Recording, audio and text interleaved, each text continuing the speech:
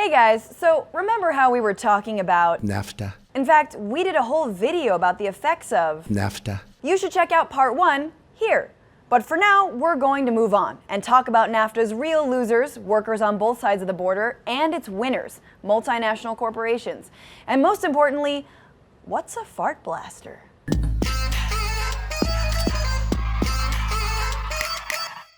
So last we met, we were going down a corn hole. After NAFTA, cheap American corn flooded into Mexico and ended up displacing 2 million Mexican farmers. I wonder what happened to them. After 2 decades, salaries of the Mexican countryside have not been leveled up with those in the US and Canada. This reality has led to many migrating for better payment. That's right. Many former Mexican farmers ended up coming to the US to work on American farms. Imagínate la coincidencia tan cruel que se les quitan sus trabajos y sus tierras y dicen que este tipo de capitalismo funciona. Oh my God, I speak Spanish? But free trade economists would tell you that that's just the way the global market works. Yes, trade brings competition, and for those who come up on the short end of that competition, it can be painful. And there's a lot of people who benefit, those who are consuming the products. Aha! The upside to free trade is getting cheap consumer goods. Kind of like how the upside to global warming is getting an inexpensive tan. Sure, it'll destroy us all in the long run, but right now I look amazing in a sundress. We're gonna die. But have all consumers seen the rewards? Take tortillas in Mexico, which come from corn. Tortillas are sometimes more expensive to buy homemade on the street than they are at Mexican Walmarts. Man, that is sad. But to be fair, Walmart did give Mexicans the despicable Me Too fart blaster. Who needs tortillas when you can? In fact, tortillas kind of make me. So who are the winners in this free trade game?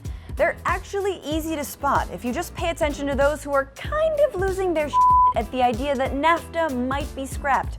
Days after Trump was sworn in, 133 of the top food corporations, retailers, and agricultural associations sent the new president a letter concerned about his stance on nixing NAFTA.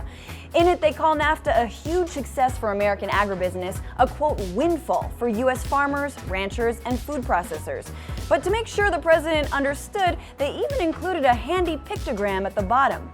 Free trade equals tremendous.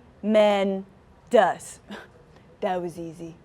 These are the same corporations that not only lobbied for NAFTA in the first place, but have fiercely defended their trade territory under it, which, funny enough, brings us back to corn. Because part of the American corn industry involves pushing high fructose corn syrup, a not-so-healthy sugar substitute. And the industry runs ads like this to convince us otherwise.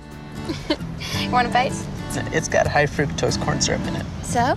Well, you know what they say about it. What? That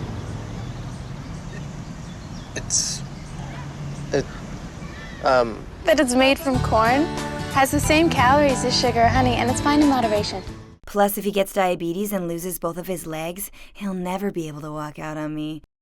Because of NAFTA, American goods with high fructose corn syrup also flooded into Mexico, a longtime producer and exporter of regular old sugar. When Mexico tried to tax those goods, American companies sued under NAFTA's laws and won a combined $170 million, which proves that NAFTA is kind of like a threesome gone wrong.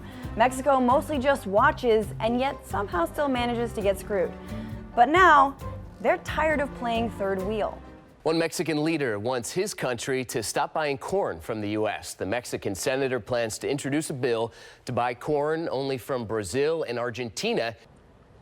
So what now? They are the Midwestern U.S. states that are now intensely red, the ones that supported Trump. This is a sort of signal to those voters. Those grain producers and farmers that are attacking Mexico will have consequences in the pocketbook. That's right. States in the Corn Belt of America voted predominantly for Trump, and Mexico buying corn from other countries is a direct warning. But could this retaliation hurt American farmers? The American farmer would take a hit because we have plenty of supply. We got 2.3 billion projected left over at the end of this year. These silos are full of corn. We got way too much corn. So do your part for America. I am. So yeah, Trump is right when he says that NAFTA should be renegotiated. Maybe we do it. Maybe we do a new NAFTA and we put an extra F in the term NAFTA, you know what the F is for, right? Fart blaster? Free and fair trade. But fair trade means a fair assessment of NAFTA, and renegotiating the deal should mean considering the interests of workers on both sides of the border and the farmers that made you president. Because no matter whether in the US, Mexico, or Canada, workers are the ones who've been left with fewer jobs, more expensive food, and a whole lot of... Alright, you made it through another video about NAFTA, Time to subscribe.